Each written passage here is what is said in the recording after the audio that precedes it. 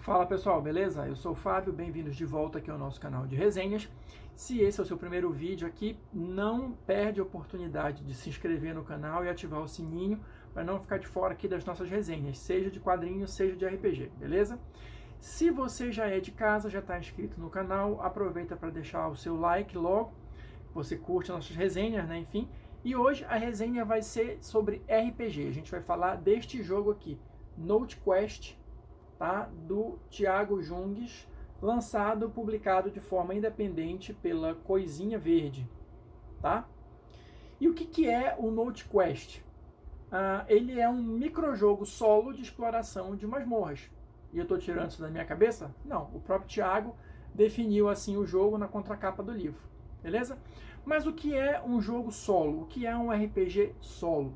Se você não está muito familiarizado ainda com essa vertente do RPG, assim como eu, estou começando a explorar alguns jogos nessa linha, mas tem algumas coisas que eu acho que são básicas, que eu já consegui entender mais ou menos do funcionamento dos RPGs solo de uma maneira geral. Como é que a gente vai conseguir jogar sem os nossos queridos, amados, às vezes odiados mestres?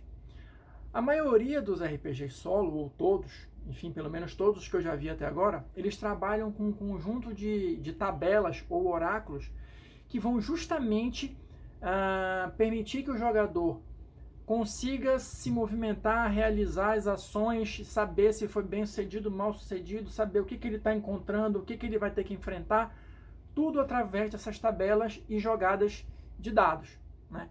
As minúcias ou as especificidades, quase não sai, aí vai variar de jogo para jogo, tá?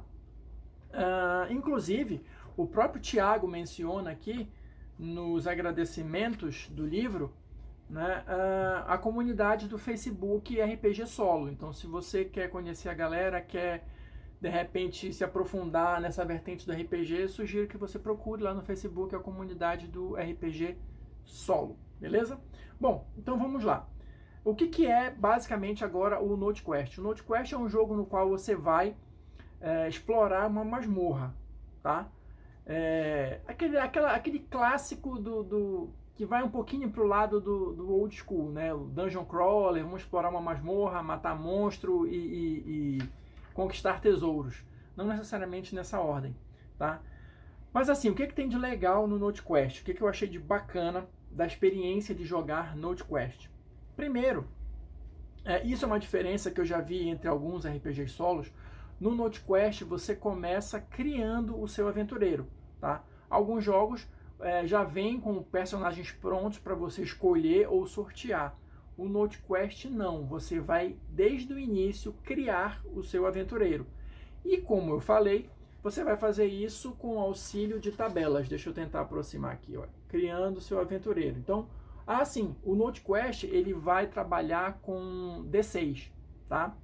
2D6 é o que você precisa para uma boa experiência, tá? 2D6, um lápis e papel para desenhar e anotar o que for preciso.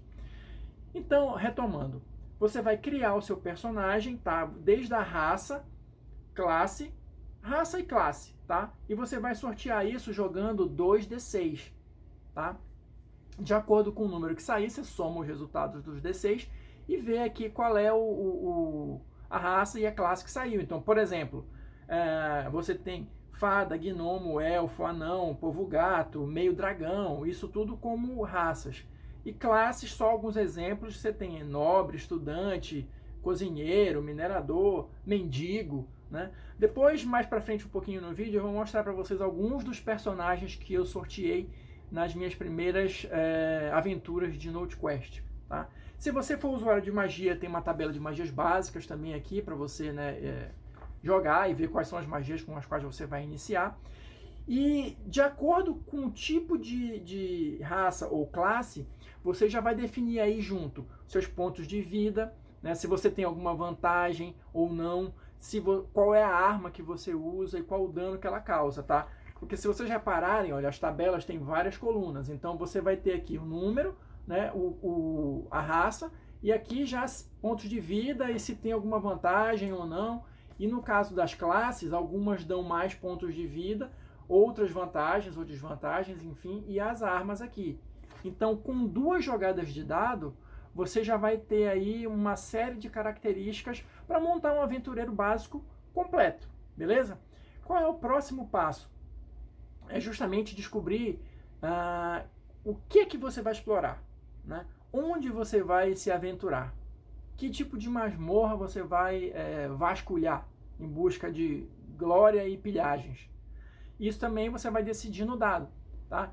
E o bacana que eu achei aqui também é que você vai sortear o nome da masmorra. E como é que isso funciona? Você vai jogar o D6 3 vezes e aí você vai ter as diferentes partes do nome da masmorra, tá? E por que isso é importante? O que isso vai influenciar no jogo? O tipo de masmorra é o tipo de tabelas que você vai usar para os seus desafios. Então, por exemplo, para tentar deixar o negócio mais claro, você tem aqui o palácio, a cripta, a tumba, o santuário. Cada um desses aqui vai ter um conjunto específico de tabelas, tá? Que você vai usar se você estiver explorando aquele tipo de masmorra. Então, por exemplo, se eu estou explorando o palácio, vou criar um nome aqui aleatório. O Palácio do Herói Gélido, por exemplo.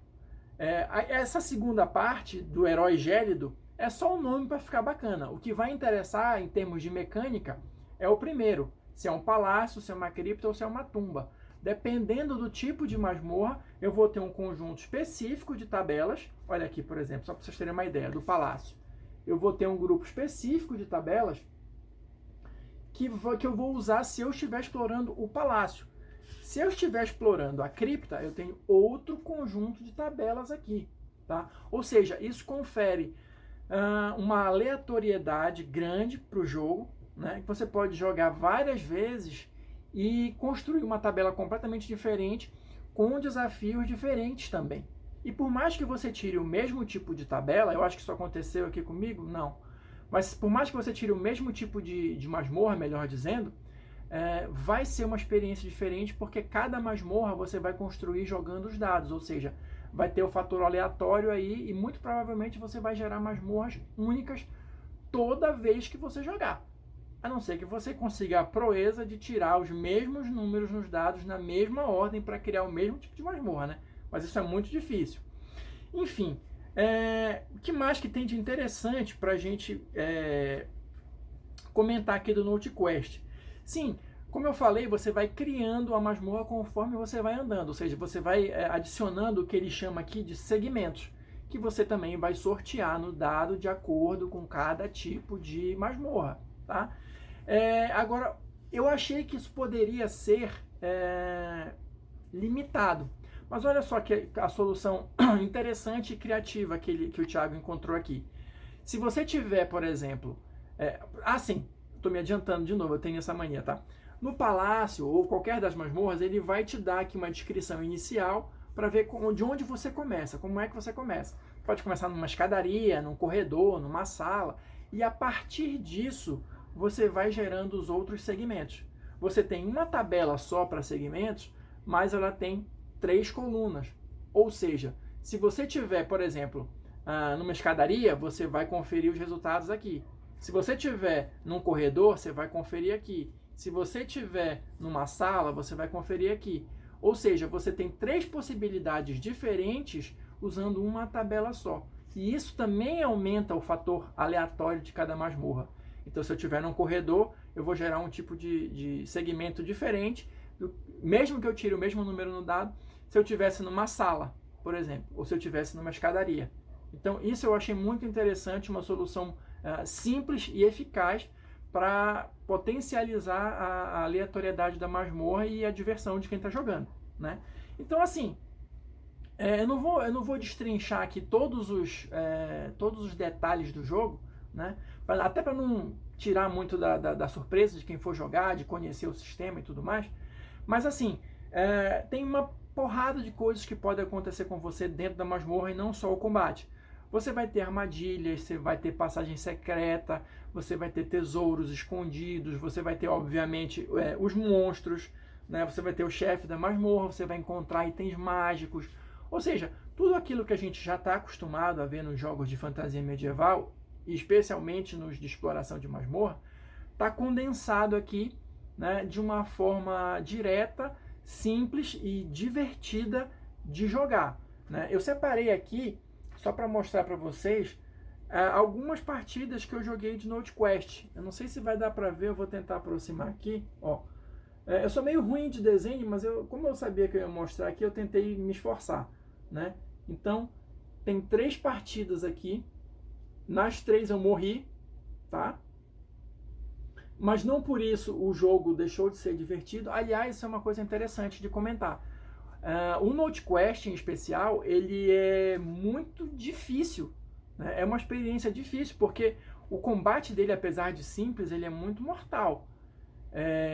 Então, a possibilidade de você morrer logo no início é bem alta, mas não é por isso que a experiência deixa de ser divertida.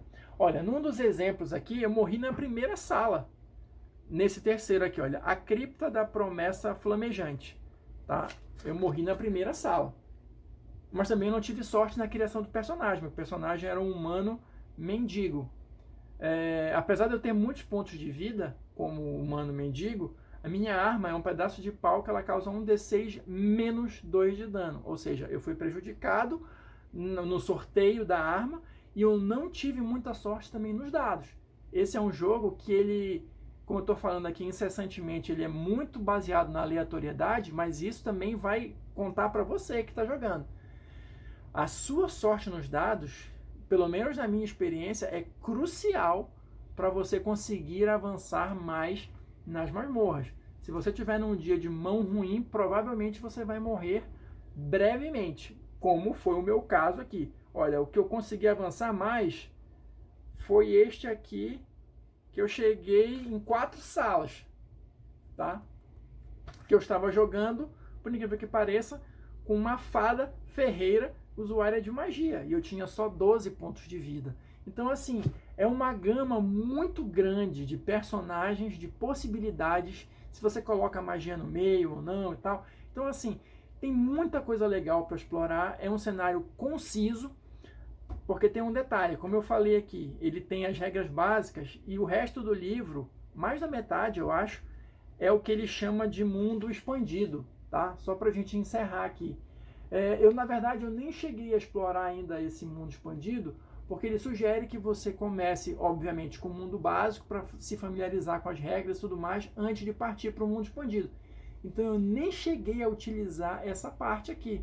Eu só dei uma folheada e olhei algumas coisas, que aí você vai ter muito mais opções de jogo, né? Até se você quiser transformar isso aqui de alguma forma num RPG para jogar com os amigos, acredito que tenha possibilidades aqui. Porque você vai ter aqui, além de novos tipos de masmorra, você vai ter outras raças, você vai ter exploração não só de masmorra, mas de mundo, né? Em vez de você desenhar o mapa da masmorra, você vai desenhar o mapa do mundo, com diferentes tipos de terreno e etc e tal. Você vai ter mais magias, possibilidade de mercenário, de construção de fortalezas, de guerras, ou seja, uma porrada de coisas novas para explorar, de uma forma que eu acredito que continue sendo bem simples, direta e divertida. Então, se você não conhece ainda Note Quest, ou se você não conhece ainda nenhum RPG solo, sugiro fortemente que você procure o Note Quest, ou a versão gratuita, ou a do livro, enfim, conheça, porque é muito divertido de jogar, vale a pena, e essa é a nossa dica de hoje. Espero que vocês tenham curtido. Se curtiram, por favor, deixem um like aí. Qualquer coisa, o espaço dos comentários aí está aberto. Pode sugerir, pode reclamar, pode comentar, dizer que gostou, enfim. Estamos aqui para construir o canal juntos, beleza? Então é isso, pessoal. Obrigado. Até a próxima.